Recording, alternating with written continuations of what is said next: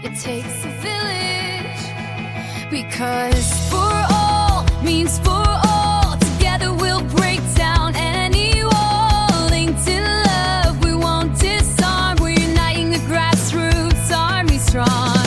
So press play, feel the spark. This is where the movement starts. It takes a village and we're the proof. Truth in action, raising the roof. It takes a village. It takes a village. We rise together, louder than fear. One voice, one fire, crystal clear. From every banner, every street, unity moves on dancing feet. We rise, together we're strong. A million hearts singing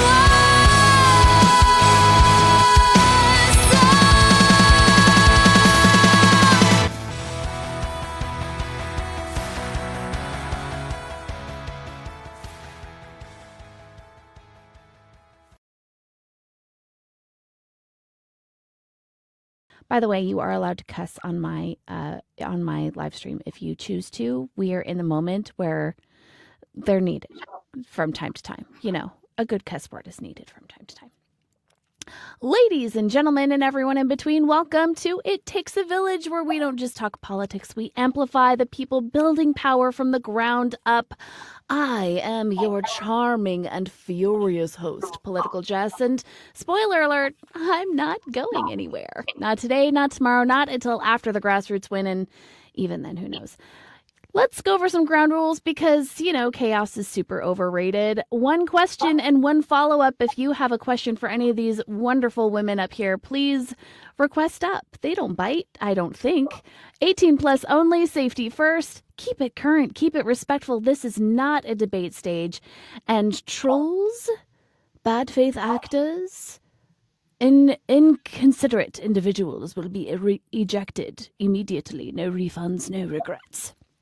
And while you're here, please remember to keep tapping up that screen and share out the live.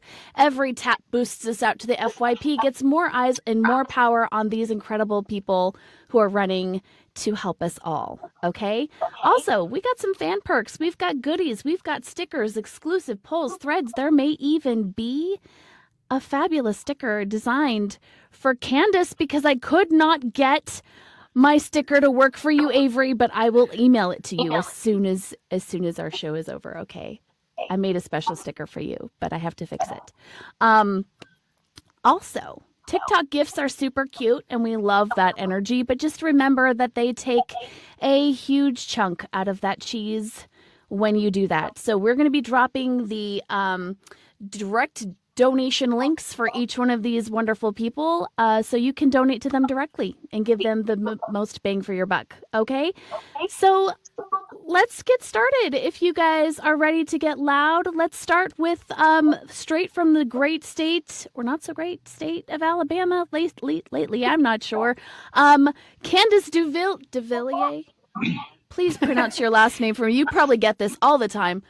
How do you pronounce it? I do, and it is Duvieilh. Duvieilh? I would have never guessed that. Yeah. So two things. I tell everyone who interviews me, because right before it's the last question they ask, repeat your last name for me one more time. I'm like, you're going to forget it when you start introducing me. And every time they do, it just falls out of their head. And also, my maiden name is Dollar, like a dollar bill. And if I had known that this is where life was going to lead me, I would have kept it. Candance Dollar. But I like it. This is where we are. All right. It's not too late to change it. I'm just saying. All right. Everybody give a warm welcome to Candance. Also representing from the amazing state of Kansas, my home turf, by the way. I know, strange new world that we live in. Ladies and gentlemen, please give it up for Avery Rowland. All right, you guys have had full fanfare, full amazing welcoming onto It Takes a Village. Thank you both so much for being here and representing your amazing states. I have two questions that I ask every candidate that comes onto my show, and I'm going to start with you, Candance, but that gives you a little bit more lead time, Avery, to think about your answer. So turnabout is fair play. Yes, it is a state level house seat, Mike. So it's very, very important. By the way, very important to run for state houses. Just saying. Okay, so here's my first question. You've heard of the camel that breaks, or the straw that breaks the camel's back, right? We've all heard that saying.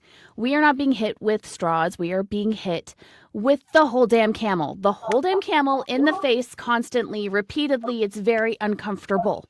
Okay. What was the camel that broke your back that inspired you to run for office? And can you tell us a little bit about the constituency that you will be supporting? So, that inspired me to run for office was the recognition that while I was using all of my credentials and experience and degrees for the betterment of my community, that there was more that I could be doing.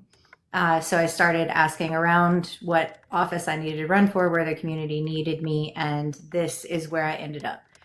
Now, the straw that broke the camel's back for me, or that really kind of sent me down this path, goes a little bit further back than that. When I found out I was pregnant with a girl, everyone around me celebrated, and my heart dropped a little bit because I know that this world is much more difficult on little girls than it is on little boys, and subsequently throughout the rest of their lives, that rings true as well.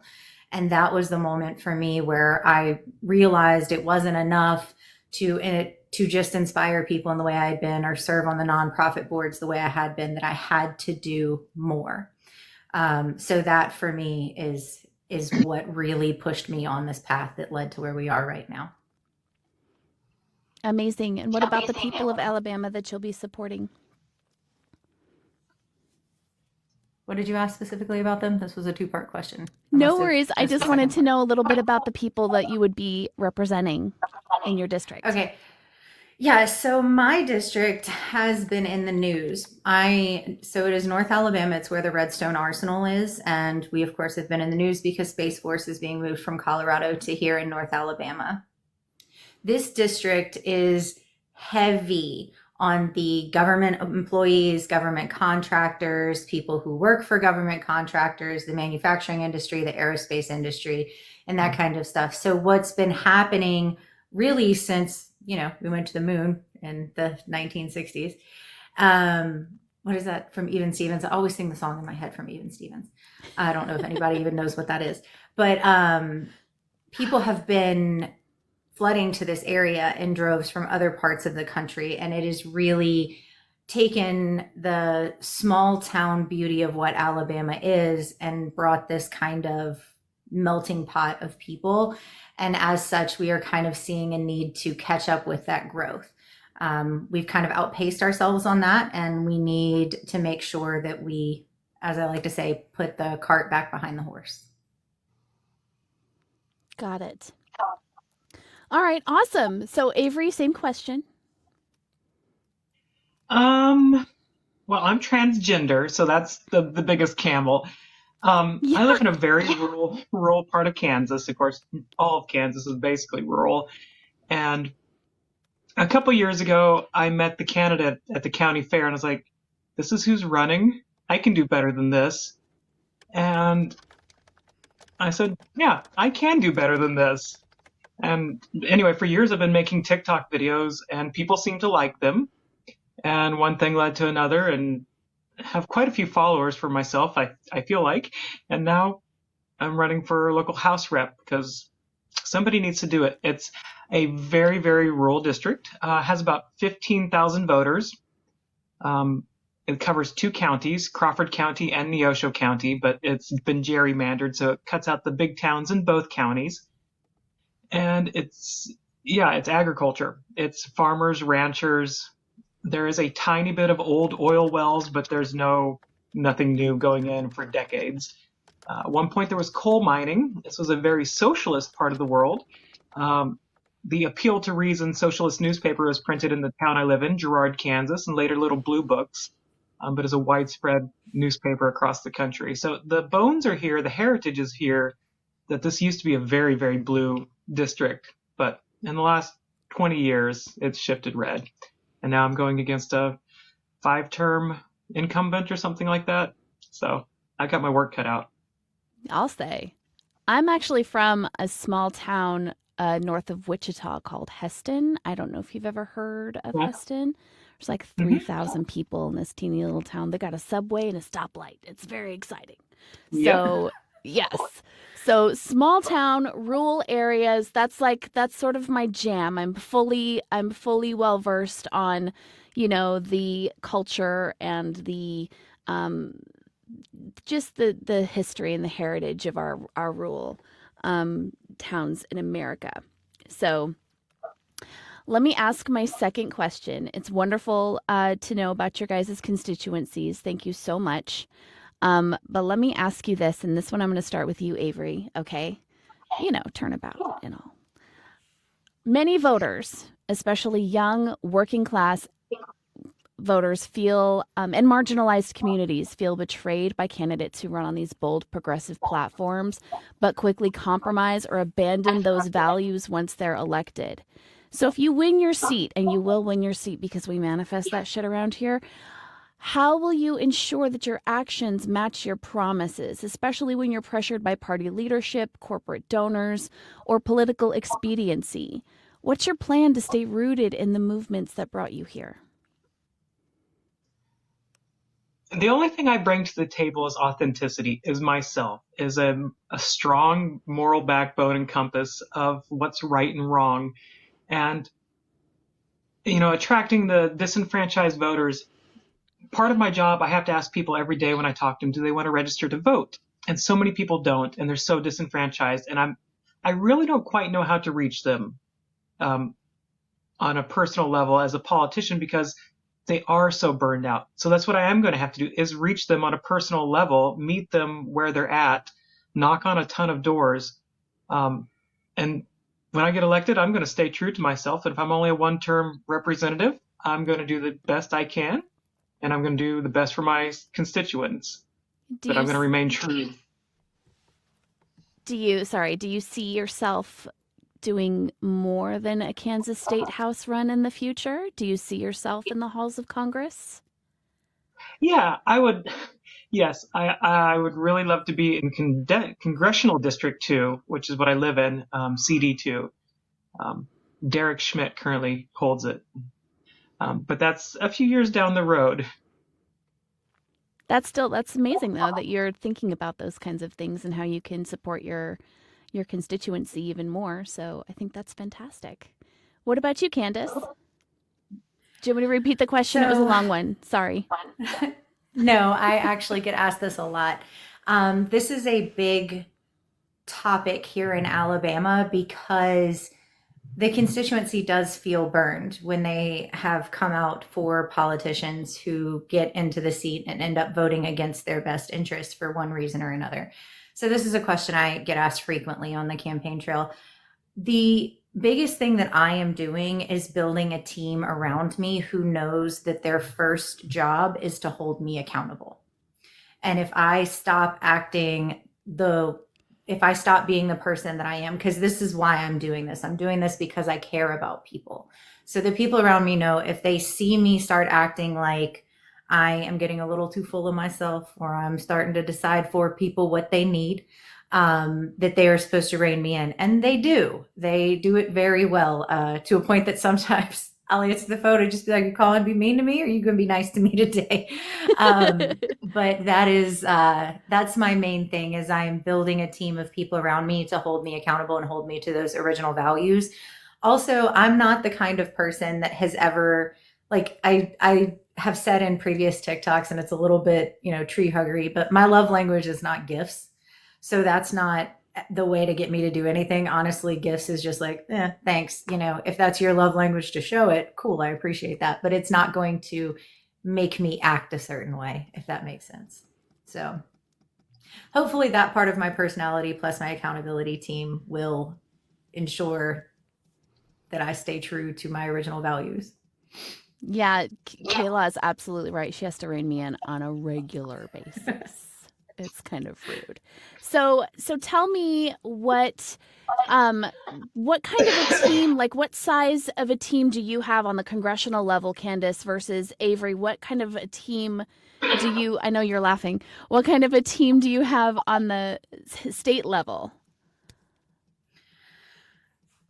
Do you want me to go first? Sure. Okay, so my campaign team right now, my core campaign team consists of my campaign manager. She pops up in my comment section every now and then, and you said Kayla holds you accountable. She holds me accountable. And then I have my marketing person who really, the vast majority of what you see posted on TikTok is me. That's 100% coming out of me. But any of the like edited photos with the, text on the top and stuff like that, my marketing team handles that. And I'm grateful for that. So I have my marketing person, and then I have one intern working with her. And then I have a policy person, and I have two interns from the local college that kind of float between those three areas. And then I have some consultants in different like specific policy areas in healthcare, accounting, and community outreach. What about you, Avery? And by the way, all of those people are volunteering. I was going to say, they're not paid yet, are they? No, so raising money is one of the most, I hate asking people for money. I was raised in a blue collar household. My dad was a small concrete and steel contractor. I've felt the struggle my entire life.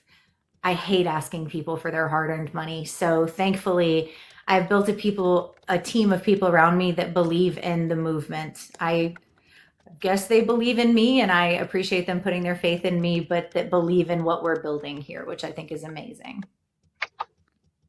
Definitely. What about you, Avery? Oh, my team is gigantic. Are we going to get a chuckle? We're going to get a chuckle, aren't we? No, I mean, it's myself, my partner. She helps quite a bit behind the scenes, and then my treasurer. That's all there is right now, because that's all there is. Yeah. And that's all needed. I really wish I could have more people. I wish I had more help, but it's just not that big. Yeah, you're in a very small district, so there, of course, the resources available to you are going to match the size of your district. I completely get that. So I have to convince 135,000 people to vote for me in November. So 7,500. Yeah. It's a little bit of a difference. So just a smidgen. So tell me, if you are running for Congress, Candace, we had one of your primary opponents on a few months back. So Jeremy's a good guy. He is a great guy. He's a fantastic guy. Can you tell me, without totally throwing him under the bus, what makes you different from him, and how? Because one of you's not going to make it, okay? But we manifest that shit around here. Both of you should win. I'm just saying, you're both fantastic. What would you do if he were to win? What would you do to support him in his run, and vice versa? Like if you were to win, what would you hope to get from him in the way of support on your way to Congress? Jeremy and I are always, we're at the same events. I have his phone number. We text each other jokingly from time to time. We have a very amicable relationship. So I'm very comfortable speaking to this. I think Jeremy and I both would offer the full weight of our following, our support, and our expertise to each other and get one of us across the finish line in November. I fully believe that. What sets me apart is that I do have 15 years of government accounting experience, and I am a functional policy analyst in my day job on a daily basis. I have worked I taught 7th grade English for 5 years in a Title I school district. I've taught special education as well.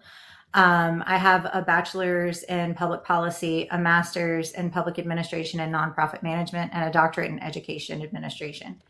And all of those things, while I don't think every district across the United States needs someone like that, in Congress, I believe that our district does, for all the reasons I mentioned before. We are very heavy on the government funding, and it comes from a ton of different areas, a ton of different agencies, different, some's authorized, some has to be reauthorized, some is grant funding, some is not going to happen again for another 5 years. And all of that needs someone that can keep it organized and ensure that we are advocating for what the community actually needs.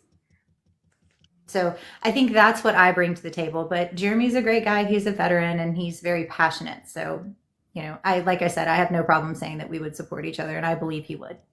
I think he's a really cool guy, and I think either one of you guys are going to do leaps and bounds better than what you have right now. So I think that, either way, the people of your district will win. So what about you, Avery? I don't know if you have a primary opponent, do you? No, it's highly unlikely, although it's possible. But there's still there'll be uncontested races around here. There will, and that's the bigger thing, is to get those seats or those races filled with candidates. But no, I don't expect anybody to be running against me in the primary. Well, that's good. When is your primary? It would be in August. Gosh, you guys' primaries are so late. Yours is late too, isn't it, Candace? Ours is in May 19th. Okay, that's not terrible. Texas is in March. Like March 3rd is when our primary is. So there's like so much time for them to run against their main opponent, which I think is great. So yeah. I had the pleasure of living in Texas for a while, but I didn't live in Texas. I lived in El Paso, which is basically New Mexico. It's basically New Mexico. Yeah, it's true. It's true. We aren't even part of the Texas power grid over there. Yes. Okay, so something that you touched on a little bit, Avery, earlier, you mentioned that it's really difficult to inspire people who are completely burnt out to actually participate in voting. And it's something that we see here in Texas too, especially on the Democratic side, because our state has been run by Republicans for 35 years. They've spent 35 years beating us into a fine powder. And it makes a lot of people not want to vote. So, Candace, I'm wondering, what tricks do you have to inspire people to get out there and be energized about this moment that we're seeing in history right now? Or do you have any tricks? My goal, and it really is a long, we're playing the long game. I've been at this since last February, and a lot of those disenfranchised voters, there's nothing, I say disenfranchised, disengaged, there's nothing that I'm going to say. There's no words that are going to just magically flip a switch. I wish that there were, but there aren't. So for me, it's been all about action.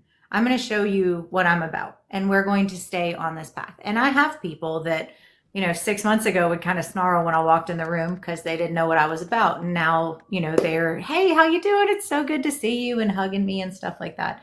So the biggest thing that my team focuses on, the mantra that we're constantly pushing, is we are here to give people something to vote for, not something to vote against. And there is so many candidates out there that I watch talk about what their opponent in the general election has done wrong or failed at, or what this administration is failing at. And it is my firm belief that that is not going to work. It's not going to work for anybody. And the reason is because the people in power right now, the party in power, has bottomless pockets to run their campaign. And I need people to absorb what that means. There's a lot of headlines out there talking about how much money candidates have. Right now, the sitting representative in my district is using our tax dollars to push out mailers that promote him. And that is only going to continue between now and November. And if it comes down to this administration sending out a check to every person in the United States, which we have seen them do it, they will use our tax dollars to buy votes. So if you're not giving someone something to vote for, this is going to be a defeating process for all of us. So I don't know if that's a trick so much as just the mantra, the idea, the I wouldn't call it a platform, but the way to get things done. What about you, Avery? Can you rephrase the question real quick? Repeat the question? Yeah, no problem. I just wanted to know what tricks you have to sort of Oh, inspire people to become more involved yeah, again. And you've like, kind of a smaller pocket of the country that you have to work with. So, yeah. It's like you said, Doc. It's giving them something to vote for, not just vote against. I'm not going out here railing against my opponent. He's not one of the crazies in Kansas, actually. oh, that's good. But yeah, it is. But you got to give him something to vote. You got to give him something to vote for. You got to give him reason to believe. You got to talk to him and meet him as real people, and let him know that Democrats aren't scary, and you don't really have to be a Democrat, but you can still vote for me because the world is changing and it's going to leave you behind. Yeah, I know you there's, don't. Not trying to scare him, I suppose, but I mean, it's Can true I though. address the question in the comments? Absolutely. I believe that she's referring to when I said them using our tax dollars. Mm-hmm. Yes, it is because of the way that they word it, but we just had our representative send out a update from the Hill that was all of his campaign branding, logos, all of that, but it was considered an update from the Hill. It was mailed out from the United States House of Representatives using our tax dollars to update us on how he has secured funding for our district. So it's all about how they word it. And it's interesting when you run for office, the headlines and the mailers and the emails, they read different. It's like peeking behind the curtain in Oz. And it is wild to see it. Yeah, no, it is super shady, Kayla. Super shady. Yeah, for sure. Sorry. I didn't mean to commandeer the show. No, it's totally fine. That's we allow that here, okay? This is allowed. Okay. So tell me when the last time your representative had a town hall was. Mine? Mm-hmm. Oh, I mean, in the last 2 years, there hasn't been one. There have been events that he referred to as a town hall. There was one virtual town hall that you had to get a last minute link to that was only sent to certain people. And for certain people, it didn't work. But there has not been just a public forum for people to communicate with him face to face. Do you have the same problem in Kansas, Avery, with your representative? at the congressional level, yes. If there is anything, he's a Republican. If there is anything, it's a last minute email, whatever. You have to have the invitation. I don't think he's really done anything in person, and definitely not anything that's a true town hall. Yeah.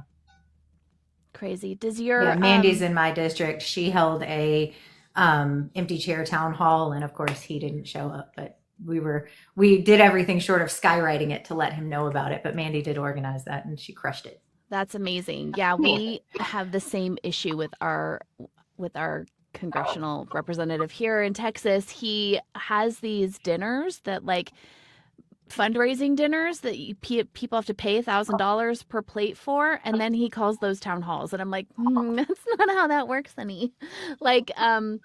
You too can have access to your elected official for the low price of $1,200. Exactly. If you don't want to bring a friend, and you get dinner at the same time. It's fantastic. Yeah, I don't understand it.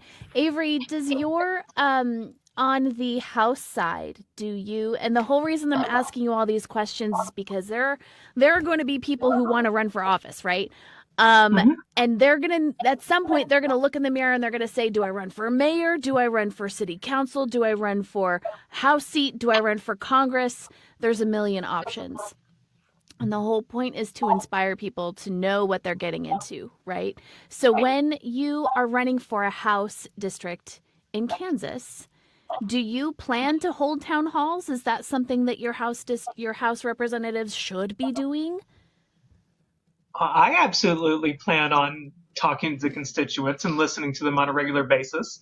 I think everybody should be doing that. I think you should get back to where you're from, meet the people, see what's going on especially at the state level, because the districts are small. Even there are 125 of us across the state, 125 districts. They're not huge. So yeah, we should be holding town halls at least once a quarter, if not once a month. So what do you feel like is the biggest issue facing Kansas right now? Oh goodness. I know you have Um, to pick your favorite child. I'm so sorry. no, I mean, it's where to start. Kansas never expanded Medicaid, so or Medicaid expansion, that's a big one. Legalization of green stuff, that's never happened, but all the states around us has. So you can all the tax money, I don't know how much it is, but 100% is going across the state lines and doesn't come back. Uh, yeah, and school funding, school education, because vouchers are the devil, and public education, and that's the way to get out of poverty for so many folks. Education is, my parents are retired educators with almost 70 years between them, I imagine. It's a lot. So Wow. education is very important to me. Do you have those same parallels in Alabama? Um, come on. You're like, yes, obviously. No, Alabama's doing fantastic. Yeah, right. No. So, to the first point, town halls in this age of remote work, there's no excuse to not be holding town halls. I have 6 counties in my district, well, 5.5, little sliver of a county, but I've got them. There's no reason you couldn't hold one in-person town hall in each county and then have a virtual town hall every other month. Like, there's no excuse for that. We're in doing my it right opinion. now. So, yeah, exactly. Like, there's zero excuse for that. As far as communicating with the constituents, one of my favorite things I read in Barack Obama's very long autobiography. Calm down with all the words, homie. But he talks about how as president of the United States, he ended every day replying to at least 5 constituent emails. Now, of course, as president, that is largely, ceremonial for him, but it was important to him that this be a mix of people who support, oppose, and then, major issues that were given to him. And that is the kind of representative that I aspire to be, someone that wants to stay that connected, handwriting letters, right? Now, as far as what is affecting Alabama, I think the biggest issue, and particularly Black women dying at unmatched rates in hospitals, and it is deplorable. And we have people that are hours away from OBGYN care when they need it. And I have healthcare is, you'll understand in a second. I have been campaigning for the last 8 months on the absolute fact that I've learned from physicians that if you have a heart attack in some of the more rural parts of Alabama, you will not make it to a hospital that can provide you the care that you need in time for you to actually survive that. And on Christmas Eve, a dear friend of mine had a heart attack and was transferred to a different hospital and died before she was able to receive the care that she needed for that heart attack. And it took a campaign talk. I have goosebumps. It took a campaign talking point and it made it so tangibly real. So that is full stop the biggest issue in Alabama right now. Close second is, of course, education. I'm so sorry for your loss. Well, I appreciate that, but we will make her proud. That is what we will do. You absolutely will. All of the amazing things that you're going to be able to do for people. That's great. And yeah, I don't know if there's like a lot of rural hospitals in your area, Avery, that are closing because of what they're doing, but it's happening out here in Texas for sure. Yeah, they're looking, I think, 68 hospitals to close, hospitals and medical centers across the state in the next couple years. Yeah, it's pretty bad. I'm luckily on the east edge of the state is populated, and that's where I live. So I have a little hospital in my town, but I go a couple counties over, and then I'm the closest hospital to them again. They are a couple counties away. They are an hour away. Yeah. Yeah. Especially in western Kansas, you are who knows how far away. Wow. I think we're at 23 rural hospitals are in danger of closing. Mm-hmm. Wow. Yeah, that's not good. That's not good because when you're in an emergency and you need life-saving care, you need those resources available to you right away, you know? So I'm sure, and I know you guys don't, When you're talking you about know rural that. parts of America, and I've talked about this, I always bring up the heart attack that what we would consider like a natural, event that just happens, a freak accident, but also our farmers dealing with this dangerous equipment. If they were to fall off their tractor and, get their a limb lost or something like that, if they don't have a level one trauma center within distance of their farm, I mean, it's going to be very difficult for them to make it to the life-saving care that they need. And then you take it even further than that, and you say someone that grew up on a farm, works on a farm, if they lose a limb and it's not a salvageable thing, then they lose their livelihood, right? So there's even Yeah. it snowballs into so much bigger than that. But at the end of the day, people need access to health care. And I don't understand. Now I'm going to get a little ranty. I'm sorry. I don't It's okay. understand why we close the ERs first. I don't understand why we close access. Well, first of all, economically, I fully understand the profit, the reason that these hospitals are choosing to close the ERs. But ethically, I don't know how you can close the ER first when every other department in that hospital could be closed down and moved to a place where people who can schedule an appointment to get there could do that in a different city. Yeah. Why is it the ER first, right? Ethically, I understand the economics. The economics are stupid. I don't give a crap about someone's profit margins, not Yeah. when it comes to people at their most vulnerable state. I don't care. With their lives. Yeah. Yeah. It makes a whole lot of sense. It's not just Farrell's exactly right. It's not even just the hospitals. It's a lot of the clinics as well. So it's not just your major medical centers. It's everything that you need in between then, like, yeah, it's crazy to me. And it doesn't seem like, at least on the Republican side, that there's any sort of remorse for doing that. And you're starting to hear people in Congress make, Republicans especially, chirping a little bit more about how pissed off their constituencies are. But when they put the vote in the first time, there was no regrets at all. Now their feet are going to be at the fire, and now all of a sudden they're going to start making some promises, I guess. Promises. Yeah. I'm watching it already happen here in Alabama, and the comments are full of people just being like, "Where were you back in June?" Yes. Like, people, they're not buying it. So I just hope the trends continue. Are you seeing the same thing in Kansas, Avery, with your representatives and what they're doing for your constituency? It feel like the ones that have half a spine, not complete jellyfish, are starting to realize that if they want to get reelected, they need to support the rural healthcare and the education more than just lip service. Because people realize all the places have closed, and when the best clinic you got is at Walmart in the Quick Doc or whatever, people need more of that. Yeah, you fall off your tractor, your arm gets stuck in a PTO and rips your hand up. You got to go to a trauma center. Yeah.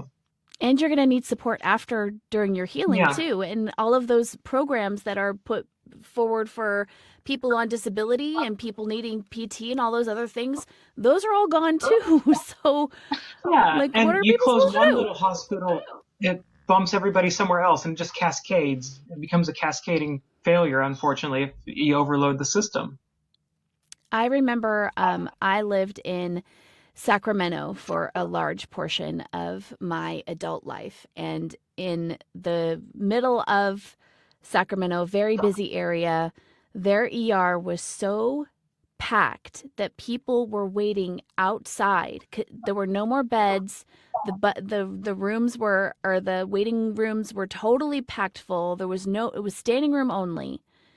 People were outside of the hospital on the street bleeding, and there's nowhere to put anybody. It's crazy. So if you are elected, what plans do you have to help boost Kansas's healthcare system, whether that be for incentives for people, for nurses and doctors, or whether that's extra funding for brick and mortar buildings? Well, we have to pass Medicaid expansion. That's a huge one. But yeah, I don't know the answer. I really don't. It's you have to keep the hospitals and clinics that you have open, and then you need to attract talent, and so much education and talent leaves Kansas because it's a rural place. Nobody wants to live where there are no options or where there's no opportunity. So you have to attract those doctors and nurses. I don't know if it's bonuses. I don't know what it is, if it's, paying off student loans if you work for so many years. But usually those are more predatory than helpful. So yeah, it's do everything to support it as possible and hold on to what we have for as long as possible. And what about you, Candace, on a national level? What do you see as the solution to all of this?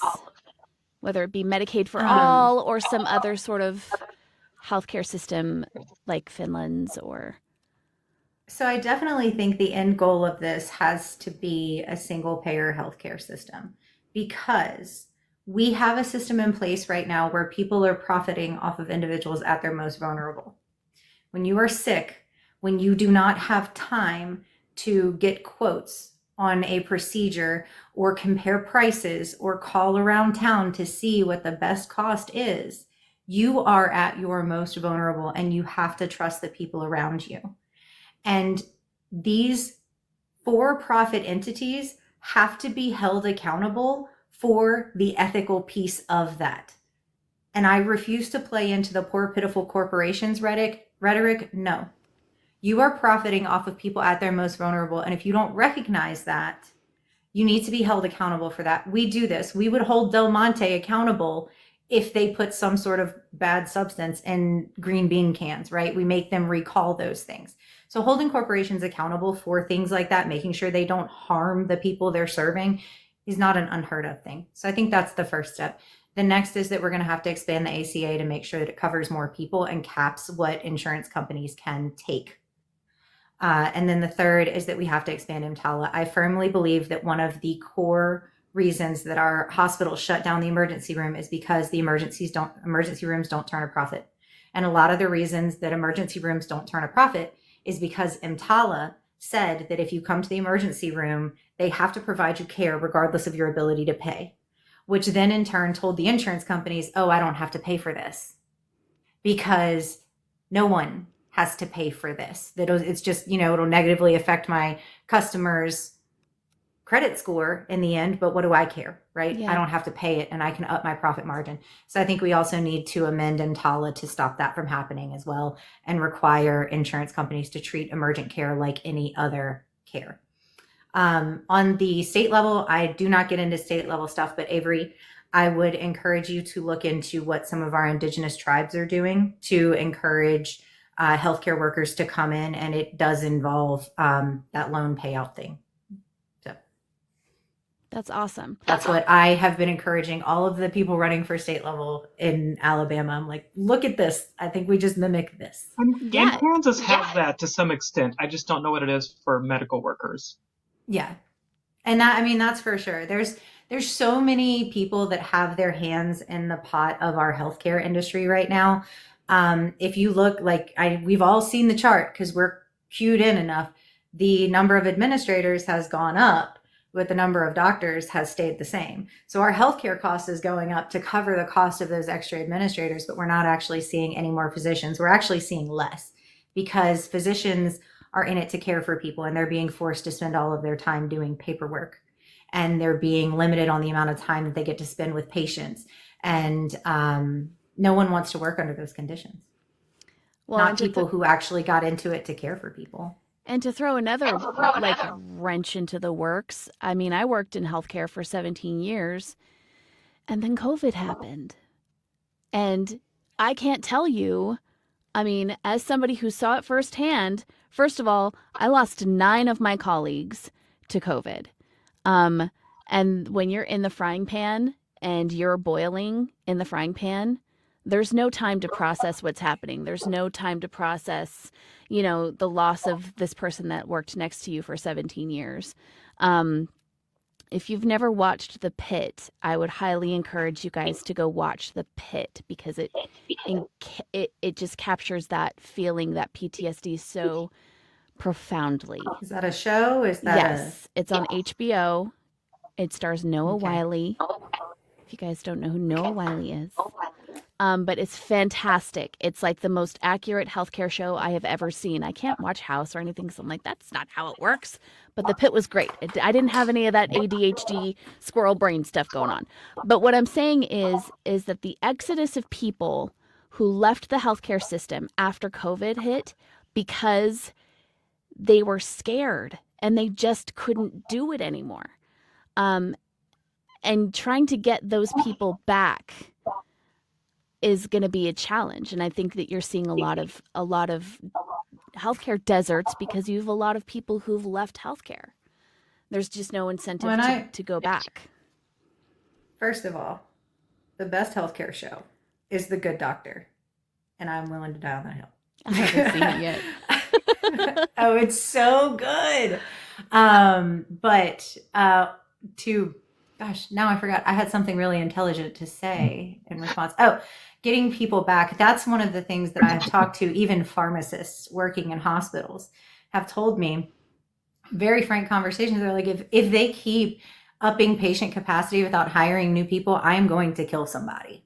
Like, and I'm going to unalive somebody. Yep. And I was like, well, and then that led me down a whole trail of asking about malpractice insurance. And he, just deadpan looked at me and said, they wouldn't be able to trace it back to me. There's so much convoluted paperwork and so many people's hands in this that we wouldn't even be able to. And that wasn't him being like, I'd get away with it. No, it was him like, he ended up quitting his job because he couldn't live with that feeling of constantly being afraid that he was going to miss something. Yeah. And that is happening throughout our healthcare industry. And I think, rant again, sorry. COVID set some standards across industries, not just in healthcare, but it created a new normal for the quality of goods and produce at the grocery store. We accepted that things were getting hung up. We accepted back orders. We accepted that things were taking months instead of days to get to us, right? And I don't really think I ever saw that revert back to pre-COVID, right? No. It happened with our groceries. It happened with our goods. It happened in healthcare.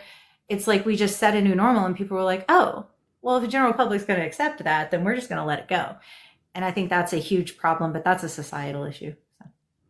Yeah, that's going to take a bunch of strong people in Congress to fix. Yes. So the other thing about healthcare that I wanted to address is the cost of prescription prescription medication, if you will. It's interesting to me that, like, for example, the Biden administration capped insulin, but as soon as Trump got into office, he undid it. How does actions like that impact, I know the answer to this, but I'm going to ask it anyway. How does it impact your constituency?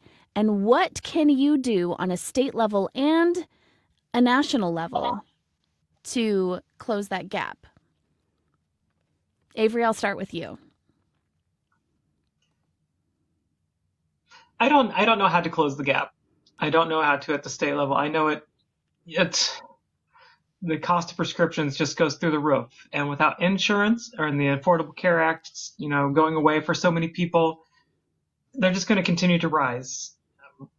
I don't know the answer, but I see people face that decision. Do they fill their meds or do they get food? Do they pay for electricity or do they get their insulin?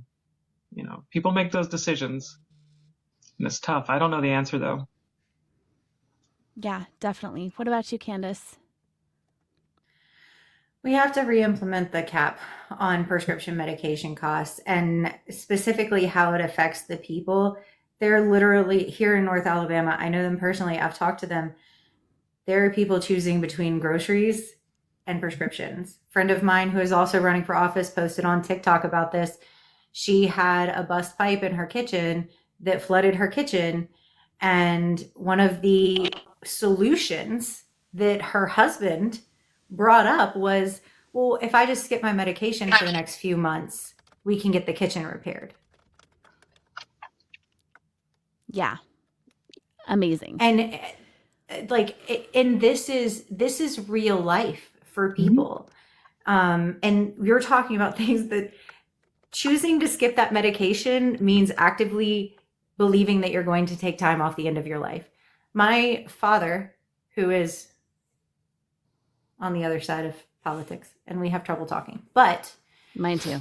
he told me that he thinks that his best plan of action is to just sign a DNR to make sure that if he ends up in the hospital, that he won't rack up any bills that he's going to leave behind for my mom.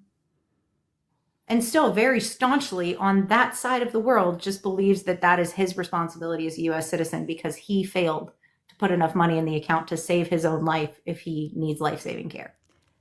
I'm sorry, that's super fucked up. Yeah, no, it's why I'm sharing it with you. Like I make videos like The View from the Other Side. I made a video the other day where I was like, this is what I learned from talking to my daddy. And this is, there's a lot of people that are just like, cut him off. No, I want to know. I want to hear what mental gymnastics are happening. I want to know where you're at mentally because we come at this conversation, we come at this debate with humanity. And when they have been tricked into believing that that level of rugged individualism, you're not going to appeal to humanity. So we have to find some other way to communicate that. And that's the reason I engage those conversations. Also because I'm running to represent everybody and I need to understand everybody's lived experience. Even though it is like fingernails on a chalkboard sometimes. Yeah, it can be infuriating. I feel you. And I know who else has family members who she fights with quite often. Trans loving mama. Thank you so much for joining us. Thank you for popping into our panel today. Hello, my friend. Hello. I don't know if you can hear me. I was trying to turn my microphone off earlier, but maybe you had already handled that. So thanks. Yep, we got you. We can hear you just fine. I do have dogs. I worry they'll bark. I am doing A-okay. I am loving everything I'm hearing, and I wish I was in one of your states so I could vote for you. You're in Oklahoma, right? I am in Oklahoma. God help us. Yes, we're sort of all drinking from the same cup of poison medicine, right? Like we're all sort of in the same boat here. So trans living mama, can you talk to me a little bit about what your experience is like? Hang on, I gotta move the puzzle piece. This is very important work here. TikTok makes that's not just me. That happens too. Yes, no. So I moved the puzzle piece. All is good now. So can you tell me about your family that you I don't need all the dirty details, but tell me about how you communicate with them in a way that, if you do, in a way that hopefully makes them understand how fucking wrong they are. Does that make sense? Wow, I don't know that I do. There's some that's just an impossible task. A couple examples for my mother and my father. So I lost my mother last year to colon cancer, and it was exposure that changed her. So she had gone to Texas to marry, a man, and gotten very involved in his church. My mother's always been a Republican. She always was. But my mother was very centrist, moderate, never had anything ugly to say about the queer community. Seemed at least not racist, not really anti-racist, but at least not racist. That's on her end, at least that's not how I was raised. But she got involved. She married this man, and in Texas, they were just deeply involved in this super right-wing church. And when she came back to Oklahoma and lived closer to me, the more time we spent together, I saw the walls kind of start to break down again. I have a very dear person in my life who is from Venezuela, and all the things you're thinking right now are true, right? Like, because there's certain things I just don't want to say on socials to put a target on somebody's back. That's fair. But Thank my mother knowing this person, and then my mother knowing my child, who is a transgender man,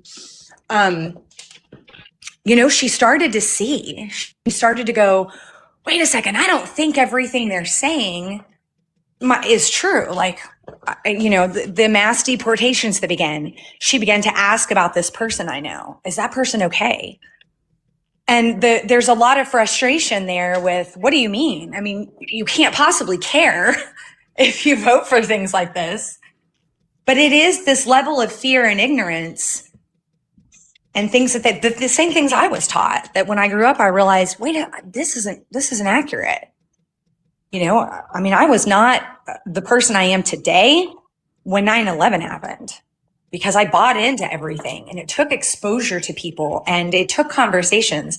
And when my mom began to open up to that, I watched her die with a lot of regret. And it's very heartbreaking. My dad, it's kind of the same thing, right? He asks about this individual that I know. Are they okay? Are they concerned? His grandson. But they are just so deeply rooted in this idea that anything on this kind of side of the spectrum, I think they view us as, well, they're right about some things, but for the most part, they're crazy. And the only thing I know to break that down in my experience has been to just expose them to more, to share things and go, hey, read this. This applies to your grandson. What do you think about this? But it's not, I'm going to tell you right now, it's not going to change him. Had my mother lived, I do not believe for a minute that she would have voted for a Democrat. My father will never vote for a Democrat. He hates Trump. So he's voted independent the last 2 times Trump ran. But I mean, it's hard to get someone to really see and unpack the lies they've been told, and that they've eaten up, and that they've perpetuated and enjoyed because they just sit in a privileged position. Well, they're very good at putting them back in that place too. Like, I will never forget when what happened with the Minnesota lawmakers. My dad called me in tears, and he was ready to quit his job and jump on the campaign trail with me and stand between me and whatever danger was coming my way. And I really thought, I was like, okay, he sees it. He sees it because he sees that it could be me. He sees it. Not 24 hours later, he called and told me that if something happens to me, I have made this choice and I deserve what happens to me. Exactly. And it took that much, one news cycle, for them to put his brain right back where it was. Do you have, Avery, in your district, do you have a lot of people who come to you who are alarmed at what they're seeing from the federal government and express fear to you? Or are they just sort of like, everything's fine, it's going to be fine, we're just going to be fine? Both. So my day job is I process food stamp benefits. So I talk with the poorest of the poor in Kansas, and I get a feeling for what's going on. I can't talk politics, but I can, just by reading between the lines and having conversations. There's still a segment of the population that says, yeah, everything's fine, nothing's happening. This is all rootin' tootin' good for everybody. But there's a lot of folks who realize that the system is broken, and they might not ever vote Democrat, but they see it, they know it, they feel it in their bones. And they're scared, because this wasn't the America they grew up on, where you help the weak, you help the poor, you help those less fortunate than you. You are the big brother to the world, not the bully. We've been the bully most of our lives, but now we're really seeing it. Yeah, that's the thing. That's the thing right there. It's more blatant than it has been. So let me ask you guys this, on a more hopeful sort of vein here. And I'll start with you, Candace. Can you tell me what it means to you to be a public servant?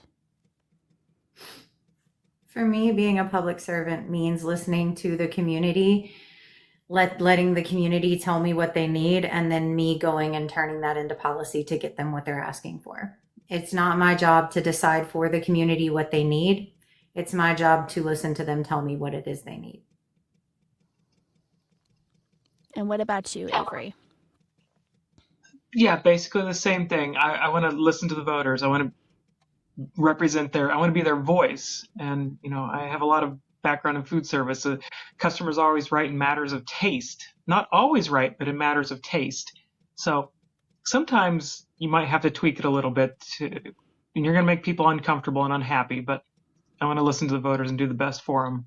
Get them, even if they don't like it, even if those Republicans don't like it. And can I ask you? You tell me the what, I decide the how. That's how this works. Yes, exactly. Okay, so let me ask you, Avery, on a deeper level. You don't have to answer this if you don't want to, but I want to know if your community pushes back because you're trans on you. So on my day-to-day life, I blend in. Now, part of that is I'm in such a rural place that folks just assume everybody is cis, because nobody could possibly be trans in small town Kansas. Right. Because I don't get hate. So I'm going to be facing this, and the opposition hasn't caught on yet that I'm trans, or if they have, they don't care, which I think they just haven't caught on yet. I was gonna say they're gonna use that against you. Okay. You know they will. Yeah. You know they will. That's a huge part of my advertising budget. Mm-hmm. As long as they spell my name correctly. Exactly. Yeah. So yep. But I have friends in the area who get hate and grief from people all the time. So I know I'll face it. So what do you tell people, especially like young people who are part of the queer community, young people who are non-binary, who are trans? What do you, when you look at them and you talk to them about who you are and what you're doing, what do you tell them? I tell them I'm trying to make Kansas safe for you to stay here. So you don't have to move to Kansas City or Chicago or Dallas. Well, they're probably not going to move to Texas. No, don't move here. Don't move here. I don't want to do that. Austin or bust. It's the same idea. There's so many, but so many educated young folks leave for better opportunities. I want to make Kansas home for everybody. I want to make it a place for people to raise their families, to stay, to give opportunities. You got to have jobs. You got to have education. You got to have health care. You got to make people feel safe. They have to be safe. That's what I'm running for. I think that is so incredibly important and amazing, because a lot of people who are running for office, and I know it's not either one of you, but a lot of people are running for office thinking, what can I do, for me? And how could this better my career? Like, this is the step I want to take to better myself. And they don't think about, the little queer kid in 7th grade who has no idea who they are yet. They don't think about, the person who is non-binary who is getting harassed in the bathroom at the club. Like, they don't think about those things. And I love that you are willing to stand on a soapbox and talk about it. So thank you. Yeah, I was going to lament the same thing, Jess, that Avery, what you're doing is so invaluable just for children, just for other people to see that they're not alone. And I say that for cis as well. One of the things that I constantly hear from people is like, oh, well, I just don't understand it. My response to that always is, you don't have to. Who asked you to? No one told you that you needed to. It doesn't, so I think a lot of just the exposure piece of that, it's a beautiful thing. It really is. So kudos to you. And I hope that you pat yourself on the back for that frequently, because it's not an easy thing. You absolutely should. Okay. You should. Yes, absolutely. I feel like I'm doing my duty. Okay, let me tell you something, Avery. There's a woman in the chat right now. Her name is Rye, and she needs to be convinced that she needs to also run for office. I'm so sorry, Rye. I'm totally putting you on the spot, but it takes a woman. I love these types of conversations. A woman it's has. Like, this is my friend, and this is my friend, and she should be the mayor. But yeah, I'm telling you, it takes 7 times to convince a woman to run for office. So I'm sure we've breached that, haven't we? Yes, we have. Hi, Rye. Hi, hello. I was just sneaking in because I have important planning stuff later. But hi, hello, Avery. It's lovely to see someone out there running for office such as you. Wanted to come on quickly and share that we are working a lot in Texas to make it a lot more friendlier.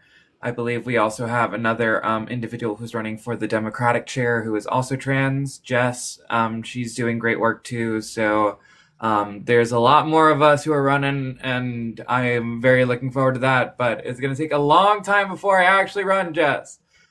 If I ever run. I want to put that out there. All right, I got to correct myself already. You should. You should. You would be amazing. You would do such good things for Texas and for your district or your city, wherever you are running from. And you would inspire so many people. So just do it, girl. Just do it. Well, very luckily, I'm here in Austin area where we have such wonderful representation and stuff like that. We are currently organizing against, well, we're basically going to protest Abbott's removal of the sidewalks because San Antonio is slated to remove them tomorrow. We are going to be showing up with the organization that I help run to basically protest that fact. San Antonio has said that they're the 6W Project. Yes. It's in my bio if you need it. We're basically a community of people who are just working together to lower that barrier of entry to political activism such as this, or It Takes a Village and Jess here. So not directly working with candidates, but more issues. I need to work on getting actual candidates with us because I think that would be highly conducive to what we do. Oh, But yeah. we are going to be meeting tomorrow. I have a video on my thing as well if or for whatever reason someone is in the San Antonio area who's watching. But yes, we're working on that, and I want to thank you both. I actually do have a question too, if I may, and if this was already broached as a topic, please tell me, and I will shut up. So basically, I really want to come on here and say, Minneapolis and everything else that has been happening, what are your stances when it comes to federal overreach in those areas, especially with some people in power who are claiming to want door-to-door checks on citizen status? Who do you want to start with? Whoever would like to go first. Rochambeau, ladies, let's go. I'm just kidding. Avery, I've got you in the big have- box, so let me start with you, and then I'll move you Oh, over to my Candance. thoughts there. Oh gosh, we need to completely abolish that program. It only started existing in 2003. This is Gestapo, and I'm transgender, and I for a long time seen the writing on the wall. I read the Anne Frank diary. I've been to the Anne Frank house. I know the poem First They Came For. Not to be dark, but I don't expect to get out of this timeline not in front of a ditch or a wall with a bullet in me. I kind of expect that's where it'll go. I pray it doesn't. I want to live a nice, long, old life with my wife and have flowers and travel, but if not, that's what I'm prepared for. And that's going What? door to door. That's straight up playing Yahtzee. That's what that is. Isn't that like how? I mean, I am in a, and I'll just be completely honest with you here. I am in a cis presenting marriage Mhm. as a queer woman in Texas. The only thing that makes me stand out is my purple hair and my nose ring. I could change that tomorrow. You know, if I needed to hide, I could hide. And for a lot of trans people, you could hide too. But gosh, it would be so much harder for you guys, and they would make it so hard for you guys. Mhm. I just can't even imagine.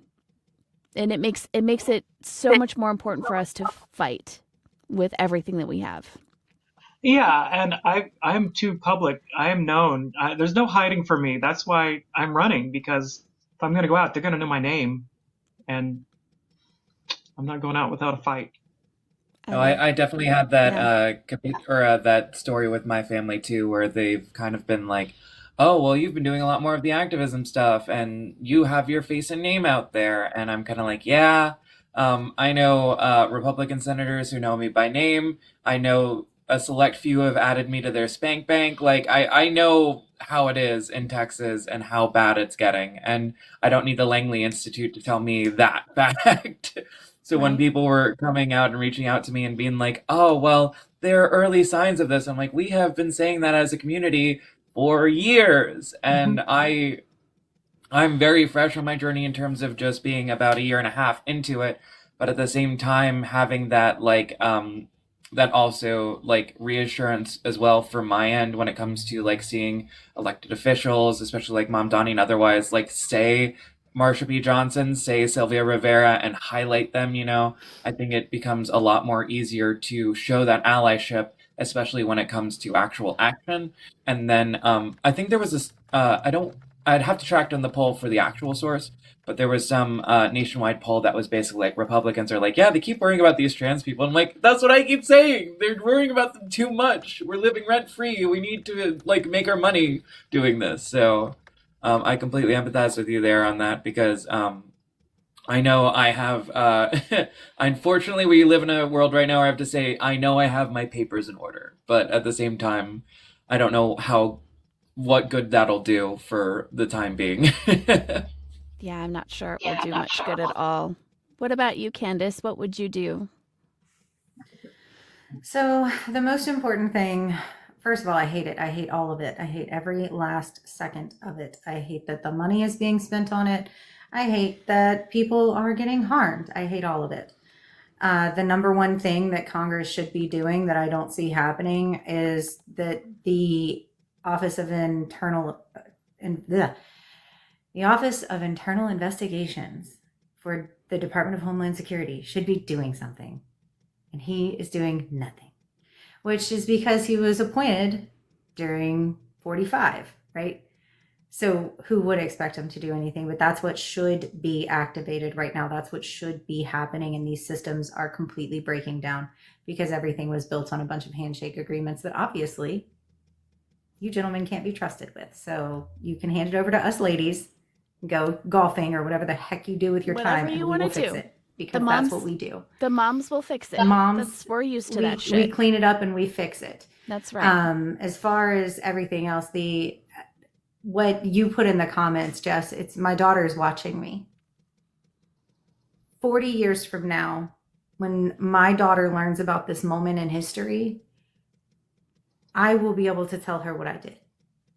She will not be asking me why I didn't do anything. She will know. There will be historical record of it. And hopefully that will lead down into her. That will give her permission to fight back. I am a fighter and I'm raising a fighter and I am inspiring fighters all around me, and we will not be sitting still. I believe everyone has a role to play in what is happening right now. I have found my place. It sounds like, Rye, you have found yours in activism and organizing, and that is such an important piece of this. Jess, you found what you're doing to keep all these people together and create this platform. And Avery, you have found what you're doing to create representation in your area that is actually representative of the people. This is what's important.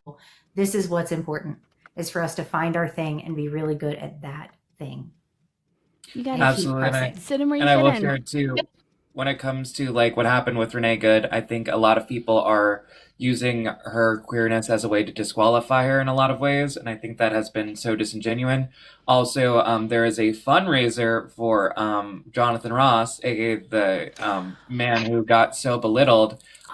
If you find that online, please report it. It goes Yes. against the GoFundMe terms of service, especially when funding criminal charges or funding for like I forget the Schmurder? exact verbiage.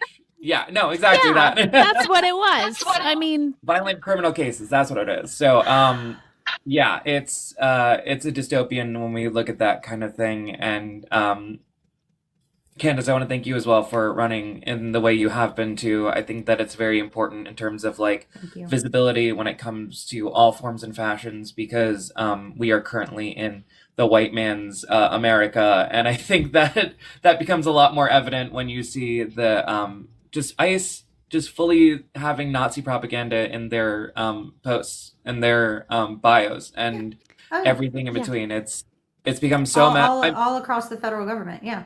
I mean, seeing Lindsey Graham doing like, well, we're taking Venezuela for the American reasons, and then Trump going, and the oil, And the oil. full on. And it's the quiet part out loud, and it's disgusting. It is.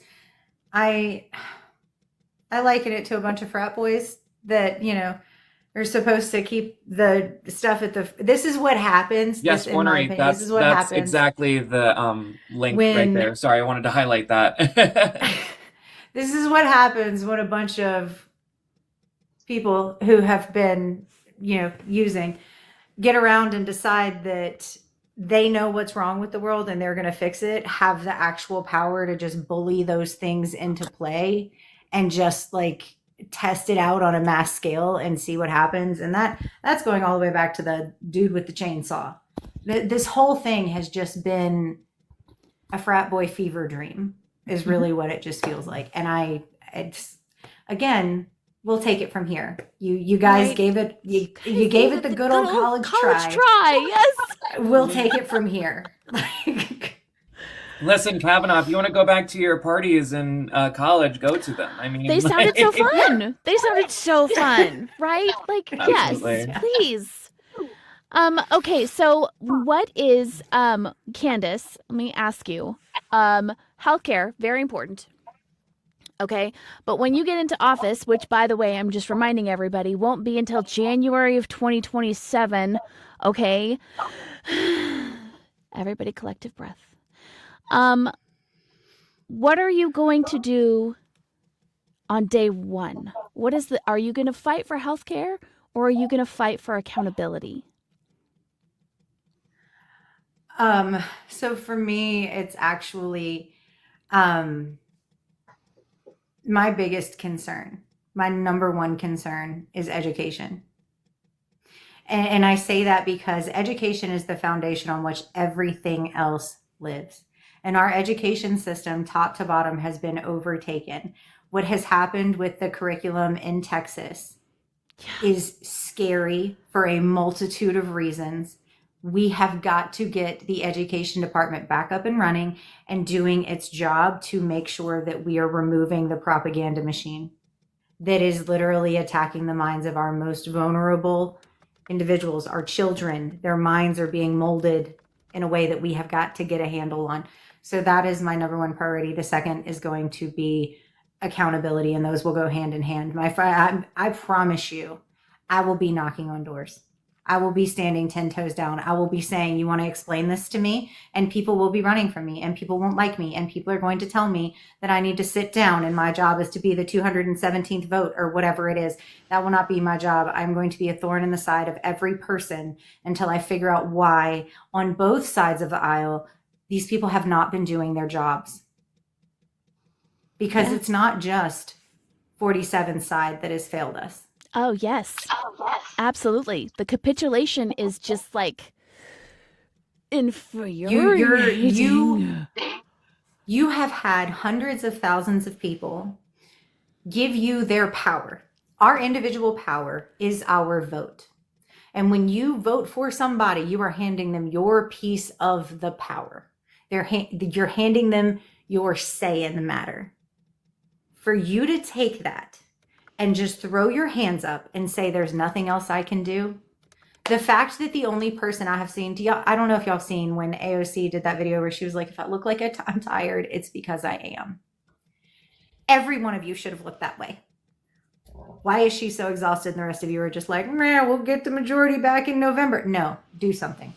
Well, Chuck Schumer has to worry about his made-up family in his mind. But The bridge, what are the bridges? The Brightons, or it's the same. something like that. Well, this fictitious family out in Rochester who voted for Trump that I made up, that I speak to in my free time. I think, Candace, you bring up a great point, because that's also a lot of the reason why we're protesting tomorrow in terms of the sidewalk, because San Antonio is a 8-2 progressive city. And they have, Gina Ortiz, who is the mayor, had campaigned on opening up dialogues with community and opening up meetings and to many of the San Antonio residents, that's not the case, because even the sidewalk deal itself was held behind closed doors. There was no community input, so when it comes to like the capitulation, Greg Abbott, our lovely governor, decided to threaten all of our major cities with, you either remove your rainbow crosswalks or we're going to withhold tens of millions of dollars in infrastructure funds for your city.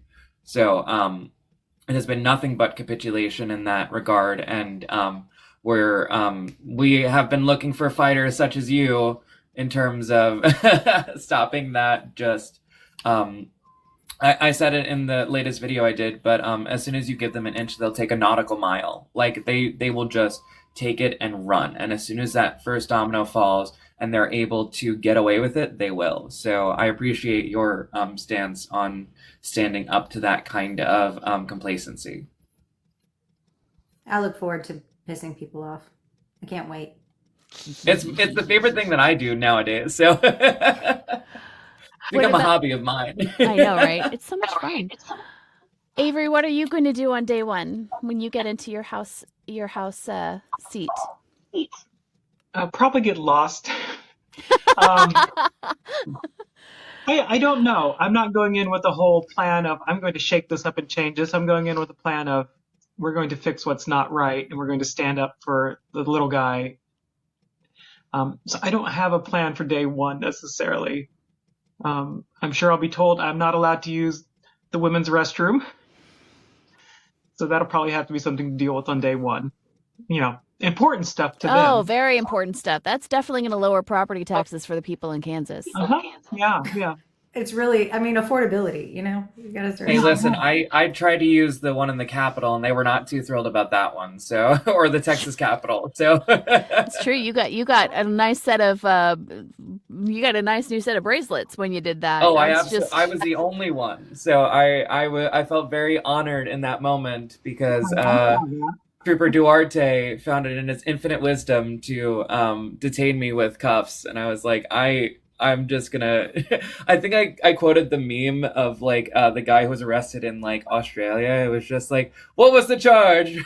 Enjoying a meal, sucking a Chinese meal. Like I've watched back that video a few times, Jess, and I have to tell you, like my adrenaline immediately spikes, and I just look at myself in the mirror, going, "Why were you saying all that stupid stuff?" Oh my gosh! But very luckily, it all panned out, and especially when it comes to I think also like a lot of the reasons why I also like following trans candidates is also because I've seen Sarah McBride on the national stage. I've seen Zoe Zephyr in Montana State House and the good she has done. I think that like it's very interesting when it comes to like representative candidates, because there are times, I think with any candidate you agree and disagree, but I think that like when you boil it down, it's just the way that continues forward is a great way to have that momentum. And I hope it's like everybody's like, oh well, it's the first, and I'm like, well, it's not the last, and I really hope it's not the last. So we're going to continue this train of getting people in. I think that the more people, the more diverse people that we have in this country, the more accepted it will be. Right now, it's a boys' game. It's a boys' club. Right? And there are some women who are wedging their way in there. There are some men who are wedging their way in there from the queer and trans community, but I won't be satisfied until it's the majority. Right? So yeah. Well, men have been the majority for long enough. It is like I said, we'll take it from here. You had a good run. You had a Kind good of. run. All major like quote unquote developed countries have had women in their like presidents or their highest offices and have all benefited greatly. So I love every matriarchal society across the globe and throughout history has been wildly successful. Yeah, So. 100%.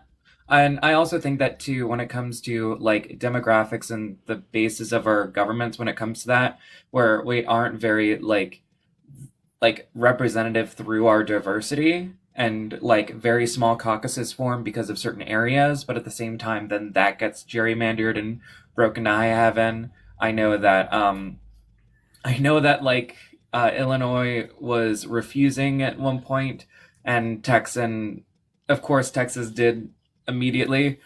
So, Of course. Of course. Voldemort, such an inspiring man. Just, really somebody that makes you want to stand up for the little guy. Sorry, that was a mean joke.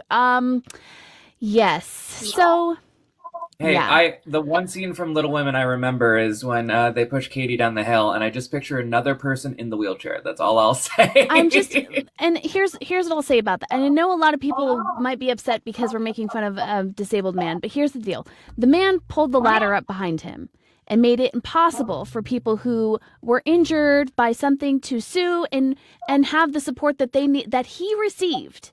So it makes it really difficult to support, to be empathetic to somebody like that who has absolutely not an empathetic bone in his body for people who share the same disposition that he has. So, Not to mention, Jess, the rollbacks to the like ADA support in Texas that Greg Abbott has facilitated and also have profited from many major donors because he has rolled back those protections when it comes to building codes and whatnot and requiring ramps in the state of Texas. And there's a million other reasons why his tokenism of his own disability I will never buy into. yeah, that's fair. So Tommy The man Tuberville also put his campaign slogan as "Let's roll." Don't talk to me like that. I know. I thought you said we didn't use bad language in here. I'm making friends already. I'm telling you what. Yeah, our governorships are in trouble, you guys. I don't know, Avery. I'm out of the loop as far as Kansas politics goes, and I really should have no excuse for that because my whole freaking family lives in Heston right now. So, who's your governor? Do you like them? And who's running against them? Our governor is fantastic. It's Laura Kelly. She's a Democrat. She's on her second term with a Republican supermajority, everything else. So Kansas can elect Democrats when it's not gerrymandered. She's very popular. Well, not very popular. She's popular with the people who like her, but she's not allowed to run again. The Republican candidates are the worst of the worst, like you could expect. Yep, same people as always. And We had a football team for a while that was just running for all of our offices. Oh, jeez. Unless you had a ferret, Crazy. Yeah, and then there are a couple Democrats running. We'll see how they shake out. They're both state senators. There's more than two, but those are the two lead ones right now. Amazing. Well, if you have somebody that you like, that you want to give a platform to, make sure to share their information with me because I would absolutely love to help Kansas out as much as I can, And Tommy Tuberville, dude, Candance, not so much of a great winner. Is he problematic? He may be a little bit, just, Okay. Who is running against him? So let me tell you something. I consider myself very clued in with politics. I need to know what Kay Ivey is doing. I need to know what our senators are doing. But every time Tommy Tuberville shows up in my feed, I cannot scroll away fast enough. Because what I have learned is there is nothing he's going to say that I need to hear.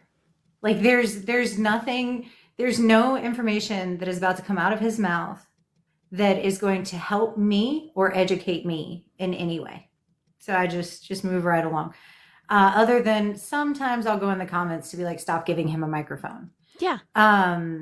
Please. Now you know how it feels to have Ted Cruz. Yes. Oh, God.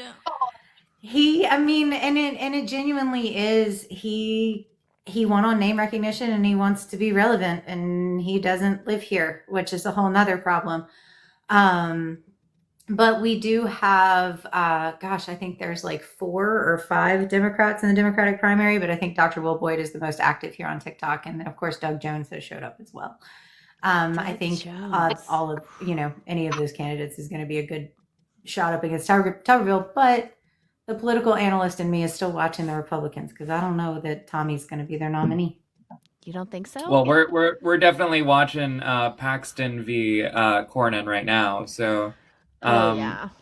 Jess, it has been amazing, but I do need to hop off. So it was lovely meeting you both, and I wish you the best of luck in your races.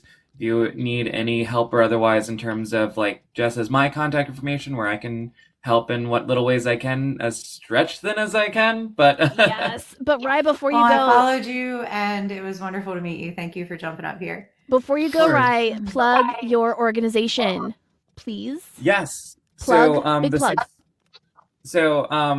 You can follow me on TikTok here, and I help run what is called the 6W projects. We basically are a group of Texas testifiers who went to all the special sessions, and it said that we want to get our perspective people involved. And there was a huge barrier of entry, so we wanted to give out the who, what, where, when, why, and how of how to get involved politically, especially when it comes to queer issues or other things that people are facing on the ground here in Texas. So we are a fairly young organization, but we are continuing to grow and take action where it's needed. So we are always looking forward to hearing from people and what they're into, and we're continuing to keep up that activism fight because in this day and age, we have to. So it is a part of our blood, and hopefully it's a part of yours. And if you ever want to come out to one of our protests or otherwise, we would love to have you. So, Rye, do you have any plans to take your organization on a national level? I do not, especially since we are so local to ATX right now that we have opened up side chats in terms of like, oh, ATX area, Houston area. So it's very aspirational to have that ideal, but we are very baby. We have no 501c3 status. We are very grassroots. We are very in the camp right now of keeping it that way for the time being. So we are always here and on the ground to help get the ball rolling, because right now a lot of people are angry and don't know where to channel it, and we want to help channel it for good. So amazing. Well, definitely something to think about as you guys' organization grows. I'm sure that it will, because there are so many marginalized people who need a voice, and you guys have a fantastic one. So thank you so much for joining us, Rye. I appreciate it. Of course, and y'all have a great rest of your night. You too. Bye. Bye. Amazing. Well, we are just about ready to wrap up here. We've taken so much of your guys' time, and I cannot thank you enough for joining us. Before we go,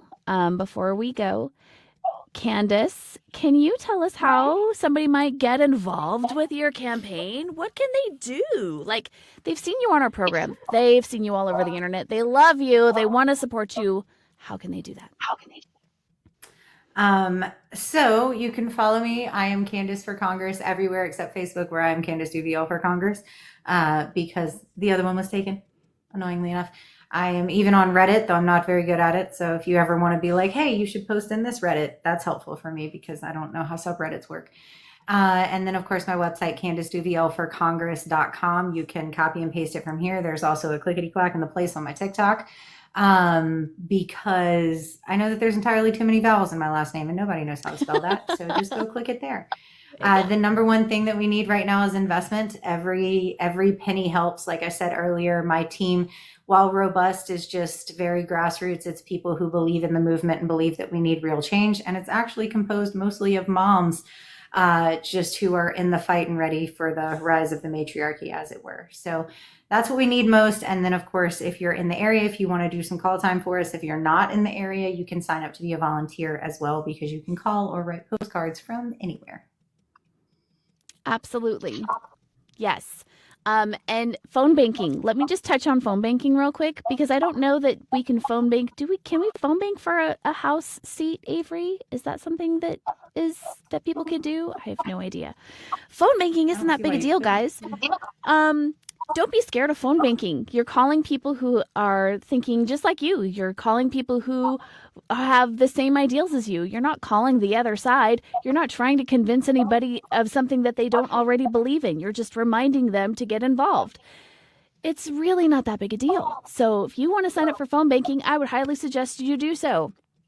And I know that there's some people in the chat who know how to do that. So if you are confused and want to get involved, send me a message and I'll get you in touch with the people who can help, okay? Avery, if somebody were to get involved with your campaign, how would one do that? Well, I don't have a website. I'm mainly on TikTok and Facebook. So TikTok is You're Here, Avery Rowland, and Facebook is Avery Rowland for Kansas. Yeah, sign up there, follow along. Yeah, there'll be volunteer opportunities in the spring when it starts to warm up here in Kansas, but nothing is planned yet. But it'll be door knocking, phone banking, all that good stuff. Postcard writing, all of the things. Postcard writing. Yes. Stand on the street corner yelling at the clouds. Yes. Whatever gets attention. Whatever gets the attention. I love it. And you guys, we all know how we feel about big money in politics. Spoiler alert, it's like super gross. So whether it's your money or your time, it's so gross. Ew. If it's your money or your wallet, your time, just smashing the follow button, sharing out their content, sharing their stuff with a friend of yours who's not from the area but has the same ideals. It's really, really important that we do as much as we can, especially in today's day and age, where the stakes are so incredibly high. So every little hit that you can do on your little buttons, everything matters. Everything counts. Of course, go buy Dr. Candance and Avery a cup of coffee or a yard sign. You know, that's good to do too. So massive, huge love to our creators. Trans-loving mama, thank you so much for joining our panel for the time being. I really, really appreciate you, my friend. She's muted. Thank you so much. I wasn't sure if I should unmute. I really appreciate you for having me. I've really appreciated listening. Avery, connect. We are already friends on here because we're so cool, but I would absolutely love to help you. I'm happy to phone bank. I used to do cold calls and sales, so calling people never bothers me. I can also help with postcards and some other stuff. Okay. Thank you. I love this magic that's happening. Trans-loving mama, did you have anything else that you wanted to add for these two beautiful, wonderful people who are doing everything they can to save the world? You know, no pressure or anything. No pressure. No pressure. I mean, Godspeed. We're all in a weird place right now. I'm trying to be more positive when I'm just not feeling very positive. And you know, to Avery, I'm sure I don't have to remind you, but you know, I feel like so many times, right now, trans people just get kind of pushed under, swept aside, and then anytime it gets brought up, a candidate's just like, well, I mean, there's definitely things we need to talk about. Well, there's definitely things to consider. And my son is an adult. I can only imagine how, and I talk to a lot of parents who are just terrified for their children, terrified for their families. And it takes nothing to say, you know, I support families. I support human beings and human autonomy. I don't know. It's a lot right now, but I'm so glad you gave me the opportunity to be here and to listen. And it gives me a lot of hope. It does. And people aren't alone, you know, and I think that's the most important thing right now. The fear is the point, right? They want to scare you into inaction. If you are scared and you are paralyzed, that means you don't fight back. So the only way that we're going to get through this is if we continue to build this community and we continue to build each other up and we continue to talk to each other. It's so important that it's okay to be afraid, but you got to keep fighting, especially right now. And you're not alone. It's so important to remember that. So thank you so much, Trans-loving mama. Thank you so much to Fabulous Finds, all of the amazing content creators that came in here to support us today. Thank you so much to the moderators and to my incredible design genie and executive producer, the K-Law. Please follow all these amazing people, please, because they're amazing. Check your voter registration at vote.gov. If you need to have like loud, amazing merchandise that you can wear on your chest to tell the world how you feel about what the fuck is going on right now, check out Not Your Merch, because they have all of those things for you to, you know, fill your rebel soul and just make yourself happy. They have amazing stuff like this cup right here. This is Village Idiot. That's our merch right there. Hey Fantastic. Jess. Hey Jess, should we see if V wants to come up and talk about her stuff really super quick? And plug your Um, if she wants to, but it sounds like Dr. Kansas then sounds like you have to go. I gotta go feed my baby. Yes, I Go feed your know. baby, so- girl. I'm gonna jump. I'm gonna let y'all go. But thank you guys so much for this. It's been so wonderful. And listen, before you go, I am going to send you the booking link so that when it gets closer to your primary, we can have you back and you can talk about things that have changed, what's been different, how your race is looking. All of those things would be amazing to keep in touch and to continue to support you in every way that we can. Okay. All right. Thank you guys so much. Thank you, Candace. Have a great day. Bye. Okay. I don't know if you can see V. I can't see her, but I just wanted to give you a little short break because I have all this information up about our guest coming up on Friday Yeah. because obviously my flyer got cut off. Hang on. I have too many boxes in the way. Okay, there we go. Ladies and gentlemen, it's Fabulous Finds. Woo! Hi, how are you? Peachy Keen Jelly Bean, how are you?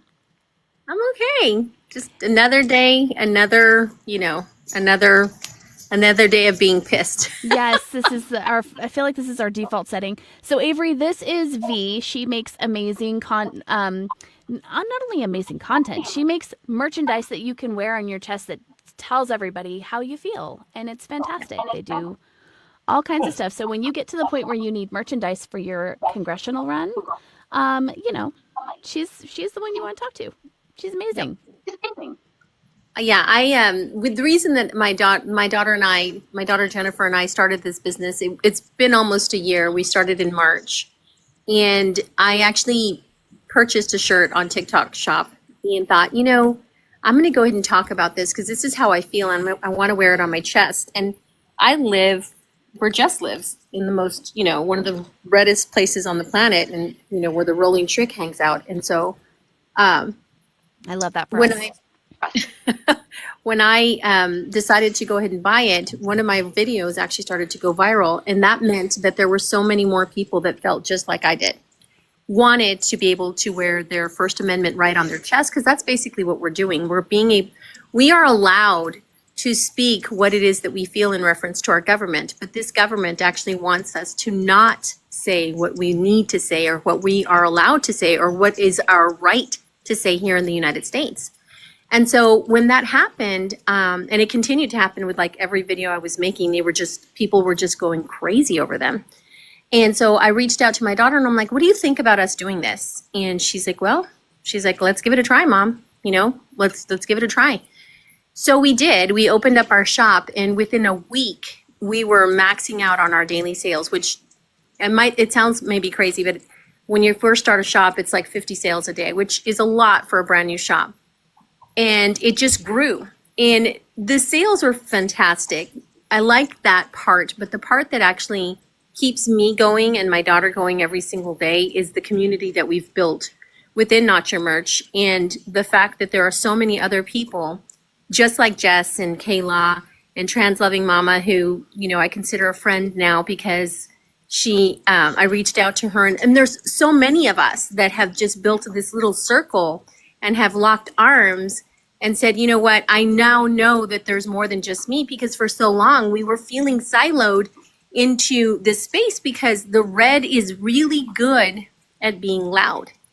And the blue, the leftists have just kind of been demure and proper and all of those things. And so, I hear people talking and stuff. And I think that one of the main things that we need to do is, yes, we definitely need to feed from our community, and being able to see other people wearing, stuff that shows where you stand on the right side of history.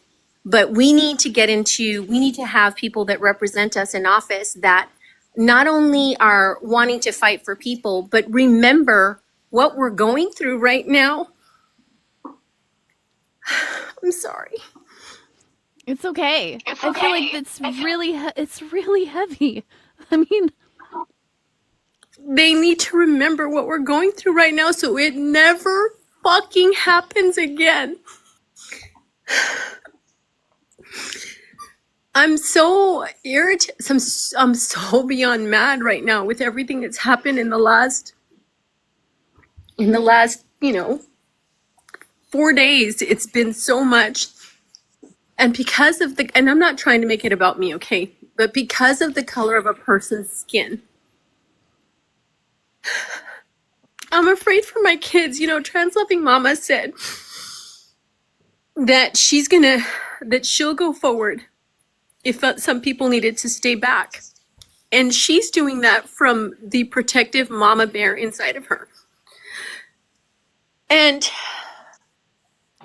at the beginning, when this all started back, in January and February, when he started to go forward in a way that was just so crazy, and I didn't think it could get any more gross than it was back then.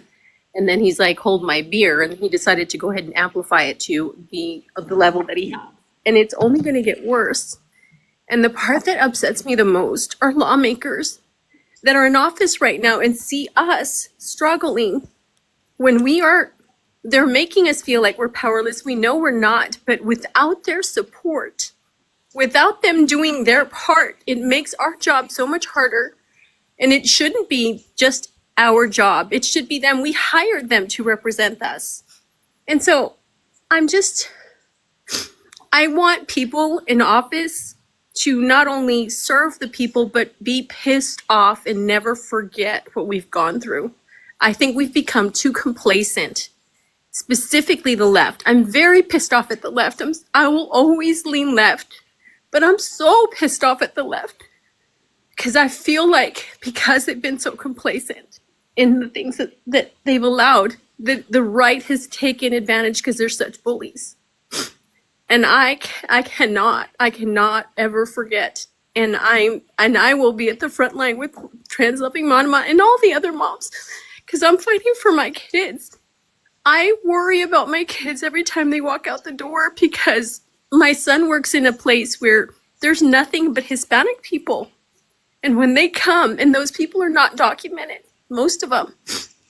And when they come into that place, they're gonna take my son, I know it, because he looks like them. And it scares me because I just saw a man yesterday. They leaned on his neck and they unalived him on camera. They don't care that people are watching anymore. It's a lot. And I just want people in office to be pissed off and never let this happen again. Never. That's all. And that's why this for me, I mean, I love selling the shirts and I love the fact that Jennifer and I have been able to make this a business, but it's not even about that. It's a movement of gathering people across the United States that want to let other people know that they don't stand alone. That's what it comes down to. So that's why we started our business. And I'm a stupid mess. I'm sorry. I'm so upset. But no one should have to. No mom should have to. Like Avery, no woman should have to feel that way. No woman should have to wonder, how long it's going to take for you to find yourself on the wall. Like no mom should have to worry about her kid going to school. No mom should have to worry about their daughter going to Walmart. No, nobody should feel like that in the greatest country in the world. Like, it's absolutely ridiculous that there's so many people who are living in fear every single day. Yep. And we have to do something about this. Like, we have to do something about this. And it's completely reasonable to lose your shit every once in a while about it and cry. Absolutely. That's nature. 99% of the time I am a feral, pissed off bitch. It's just that right now I'm just really scared for my kids. Ice was just 10 minutes down the road yesterday. Yeah. Yeah. Yeah. Yeah. If I may, just because I've been listening to this and when people hurt, it just makes me so angry. Yeah, right? Me too. I'm going to flip a table. It makes me so angry. But I love what you brought up. And it is something I realize that we've lost Candance, but we still have Avery with us. And we're talking politics and candidates. So I live in Tulsa. Well, I live outside of Tulsa, Oklahoma. but I've always been involved politically here. And most people know that Tulsa was the site of the 1921 race riots on Black Wall Street, what it did to that community, which has never recovered. Yeah. And the Black folks in our in that community and in the Tulsa community are so done being told by every single or Democratic candidate that it's going to be okay, that they're going to do better, that they've got these promises, because they never, ever, ever follow up. They just want their vote to get across the finish line. Yeah. And I think there has got to be more within our Democratic candidates, because I'm with you. I'm pissed. I'm done. I don't even want to call myself a Democrat at this point. But we're just at this critical point where I don't have time to play the, third party. I don't have time. Like, this is way too much. And maybe that's intentional, you know? Maybe that's intentional. I don't know. Anyway, here's what I'm trying to say. We saw crazies, absolute crazies, like Marjorie Taylor Greene, like freaking Lauren Boebert. We saw these cuckoo banana people get elected on their crazy, but you know what they were? Is they were loud, and they got to the heart of what scared people and what made people angry. And why aren't we fighting fire with fire? Right. I know nobody wants to look crazy. I don't want to look crazy, but I look crazy to them no matter what, right? I've got the nose ring. My kid is trans. Oh, of course he's trans because of who you are and how you are. I've heard it. I put my life on the line. I've put my job at risk. I'm willing. I'm white passing. I'm straight passing. I have all of this privilege. And if I don't put myself out there and put it on the line, and now y'all have gotten me wanting to run for something. You should. I mean, let's just fight fire with fire. But we've got to stop being these palatable, okay, well, everybody has to get along, and I care what all my constituents think. Why? They want you in a coffin. Your constituents want you in a coffin, and you're worried about hurting their feelings? Right. Yeah. I agree. Make our people as afraid as they made their people. Mm-hmm. Make them terrified to not vote for you. I don't know what else to do. I'm just at that point, and I'm sorry for raising my voice. I'm a naturally loud person. I don't know what else to do. And with everything going on today, and then this woman who loses her life in her car, there's no, you already knew what was coming. You already knew the excuses that were coming.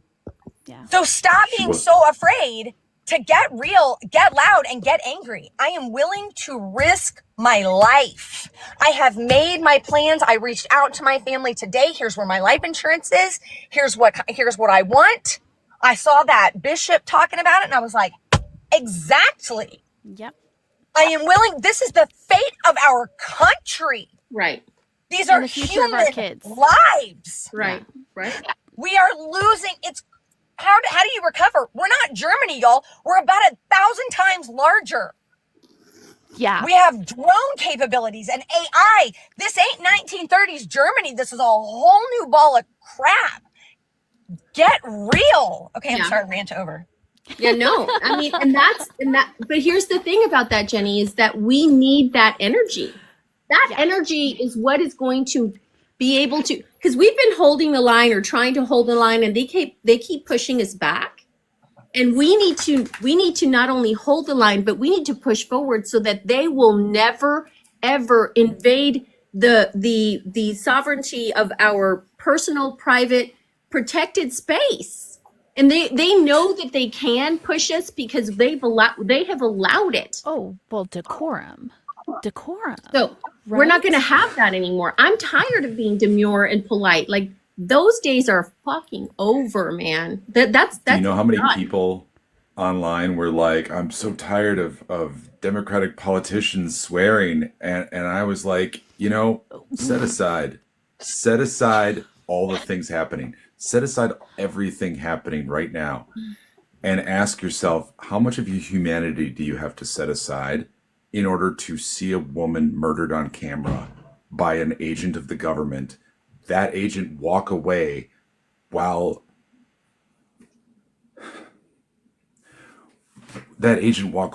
her wife is screaming in the background? And the agents patting themselves on the back like, good job. And not say anything. And not swear. Like, how can you not be affected by that? The president himself is cursing on live TV. I can't. He is the person that literally lights the fire, adds gasoline, and walks away while everybody else is losing their marbles. And he does it over and over and over again. And his own party, the people that cried about CK and all of that kind of stuff and demanded justice and demanded compassion and demanded all of this stuff, every single one of them says she deserved it. And that's why a lot of us are running. Yeah. That's we cannot let just the people who are ambitious and want to use things like this for their own personal power be the only people trying to attain that power. Because I don't remember who the quote was from. It's like, all that you have to have for evil to triumph is for people to do nothing. Yep. Is for people to just let those people who are ambitious and who want. I told people I don't want to go to Congress. I'd be taking a huge pay cut. I would barely see my family, but I can't not. I can't not, because the things, and this was before January. This was just what they were promising and doing policy-wise. This is before they started actually killing people. It's insane. Avery, this is Mike. Mike is running for Congress in Wisconsin. So I am indeed. Avery is running for state house seat in Kansas for now, but there's big plans, hopefully, for Avery to take a national lead on her for her constituency, which I think is great. Avery, you definitely should consider it. I tell people the reason I didn't run for anything state was because my re-involving in politics was getting my neighbor elected as my state senator, and my neighbor down the way, she got elected as my state assembly person. And I'm like, I'm happy with those two. I helped elect them, but my congressman is one of the most, even before all this, he was one of the most ineffective, and he basically just does whatever he thinks Trump wants him to do. Shocking. I don't think I've ever seen him do the slightest bit of, hey, I'm going to try and help my constituents. Shocking. Which is what a representative is supposed to do. Mm-hmm. Like, I don't get that, but the thing he's actually good at, the thing he's actually decent at, is he is good at showing up for photo ops around so people can identify him. I could identify him. I've seen him before. And that is something that Democrats have got to get out and do, is be out in the field actually talking to people. People are like, I go to churches. I go to a new church almost every Sunday. And I go to churches and I say, yeah, I'm running for Congress, and if anyone has any questions, please feel free and ask me. Not like I believe you should do this, because you can't really do that at a church, but just letting them know I'm here, I'm a member of their community, and I want to listen to them. 99% of the time, I'm the first politician they've seen, let alone congressperson, let alone Democrat. Some of them, I'm the first Democrat they've seen, period.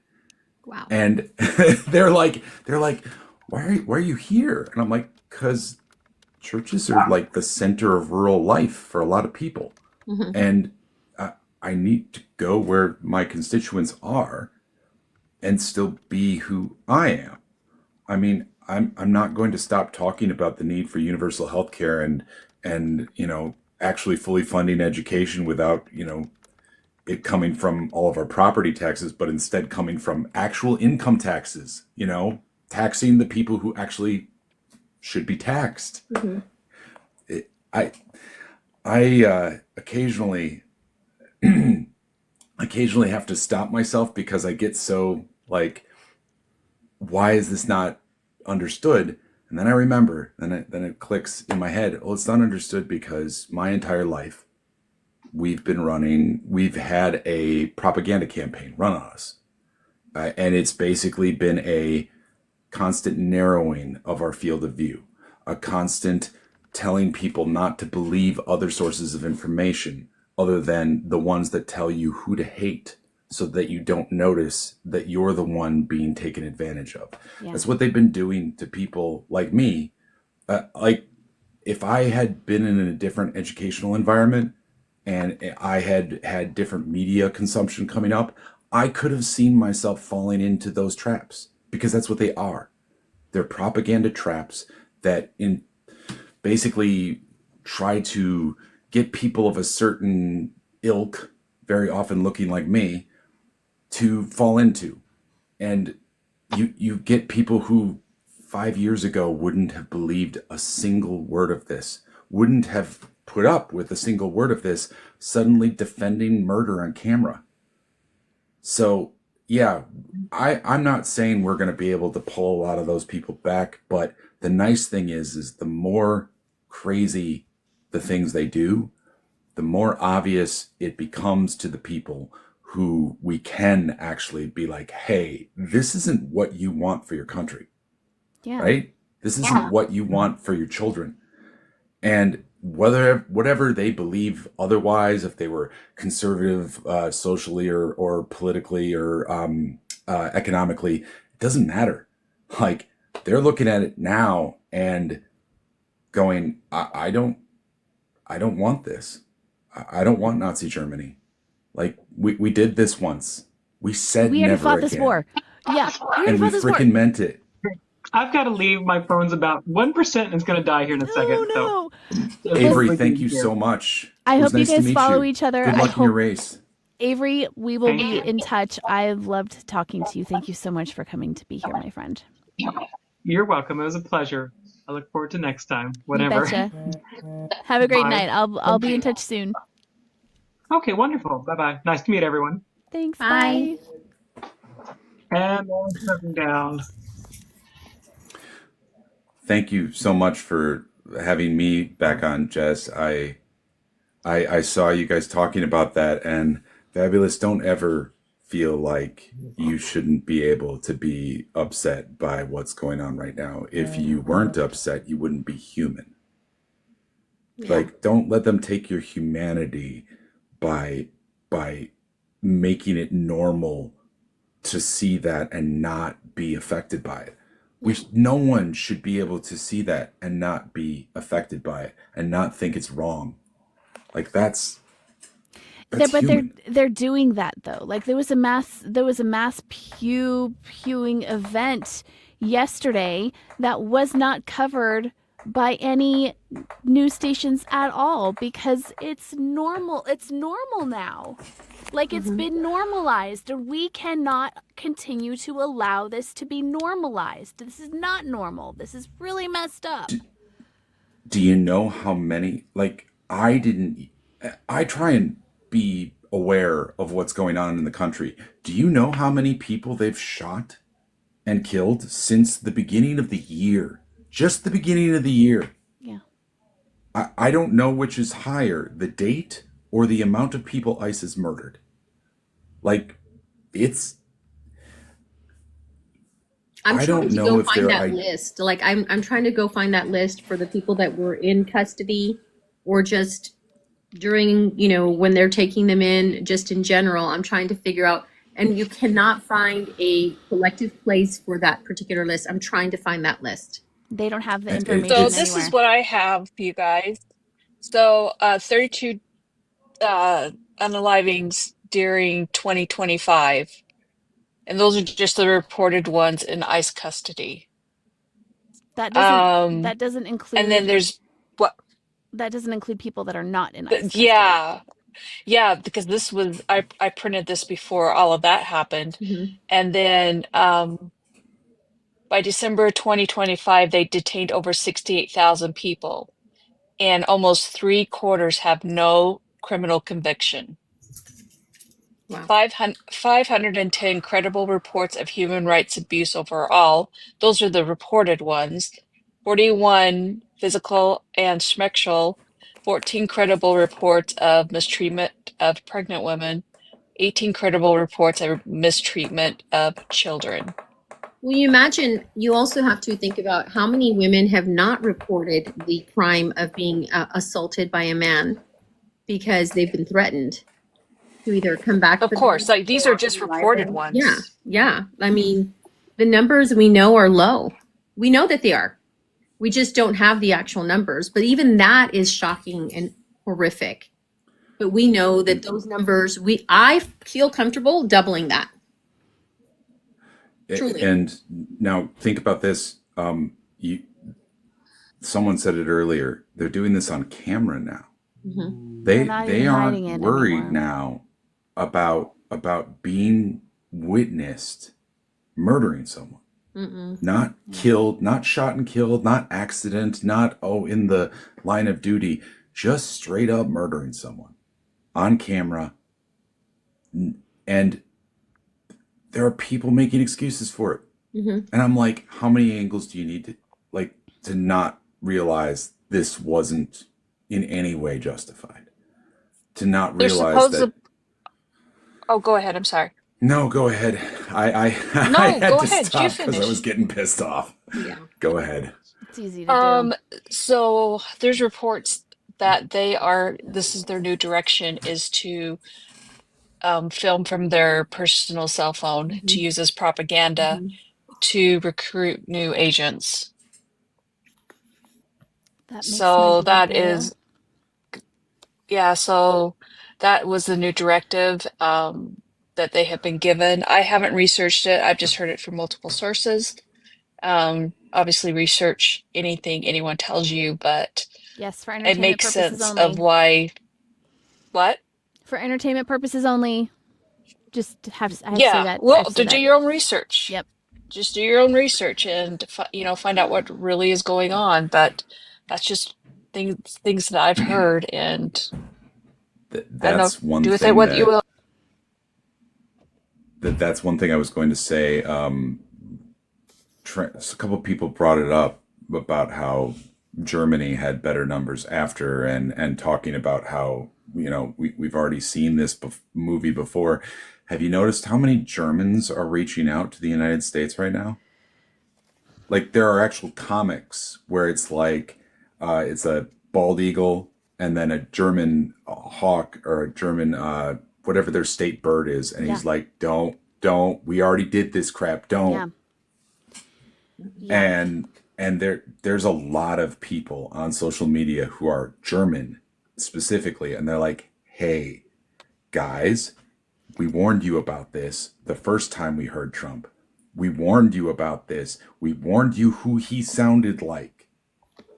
And then they're like, listen, this is the road you're going down. We already did this. Our ancestors did this as a nation. It did not end well for us. So, yeah, The people that are supposed trying. to be protecting us don't care. Yeah. They just don't care. The people that are supposed to be protecting us, that are supposed to be serving, are only serving themselves. Yep. Or they don't believe what's actually happening. Yeah. Do you guys want to Or they see don't something see that'll make it. you happy? Of course. Yes. Show me something I could that'll use make me some happy. happiness. He's wearing a diaper. And it sounds like him too. Look.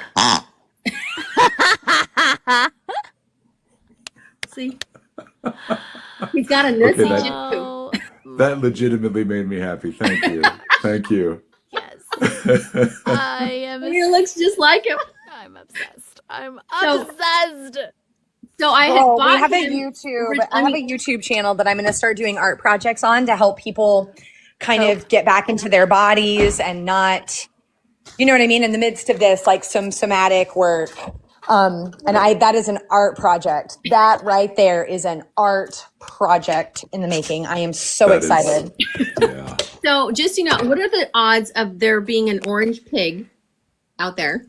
More than one. We already knew the one, but more than one, right? And then I had bought some yarn on my original pig. This is my secondary pig. And then I saw I saw Jess this weekend, and she went ahead and painted him up right because you know that he has that orange tan, and then his eyes are like white and stuff. So she went ahead and emphasized particular features. Oh, and without his diaper, he definitely is crapped on. Like, see, he's got his little. I can't wait to let my dog destroy him. He's got his red tie, like the whole 9 yards. Yes. Oh, I love it. That is something. It makes me happy. It's yes. Well, hey, in this environment, whatever makes you happy is generally a pretty damn good thing to achieve. We need as much joy as we can possibly get. That's all I'm saying. Just as much joy Ladies, as possible. before my kids settle down for the evening, they wanted to talk to me some, so I'm going to. I just got off a week of nights, so I haven't seen them in a while.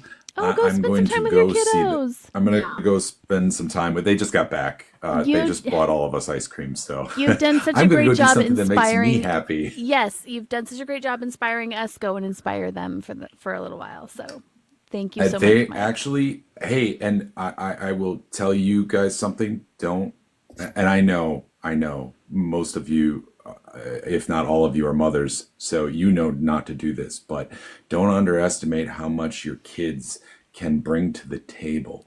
Yeah. I had my daughter like basically going to her high school and being like, "Hey, who wants to do something about all the things you're actually seeing on TV?"